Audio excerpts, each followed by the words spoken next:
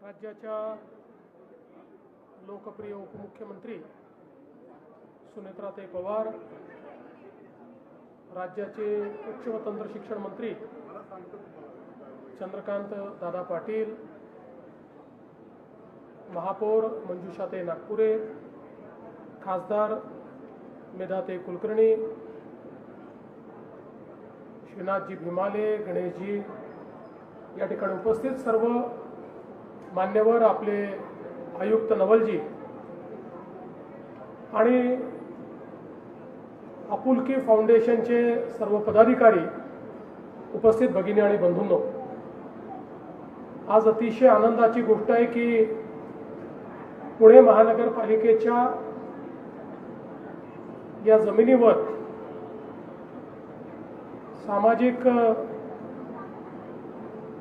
बांधिलकीचा एक अतिशय चांगला उपक्रम, ज्यामध्ये पीपीपी मॉडेलवर पहिलं कॅन्सर हॉस्पिटल हे तयार झालं आहे आणि या पहिल्या कॅन्सर हॉस्पिटलचं उद्घाटन आत्ताच आम्ही या ठिकाणी केलेलं आहे।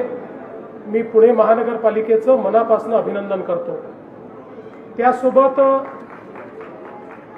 आपुलकी फाउंडेशन ज्यांनी याच्यामध्ये इन्व्हेस्टमेंट केली आणि CGHSच्या दराने या ठिकाणी सगळ्या ट्रीटमेंट उपलब्ध करून देण्याची मानसिकता दाखवली, ही देखील अत्यंत महत्त्वाची गोष्ट आहे। आपल्याला कल्पना आहे की आज दुर्दैवाने कॅन्सर हा रोग अतिशय वेगाने वाढतोय। वेळेत ट्रीटमेंट झाली तर रोग पूर्ण बरा होतो, अन्यथा दीर्घकाळ ट्रीटमेंट घ्यावी लागते, त्याचा खर्च देखील जास्त आहे। आणि म्हणूनच केंद्र सरकार, राज्य सरकार दोन्ही सरकारांनी आपल्या योजनांमध्ये कॅन्सरचा समावेश केलाय। महाराष्ट्रामध्ये मोठी कॅन्सर ग्रीड आपण तयार करतो।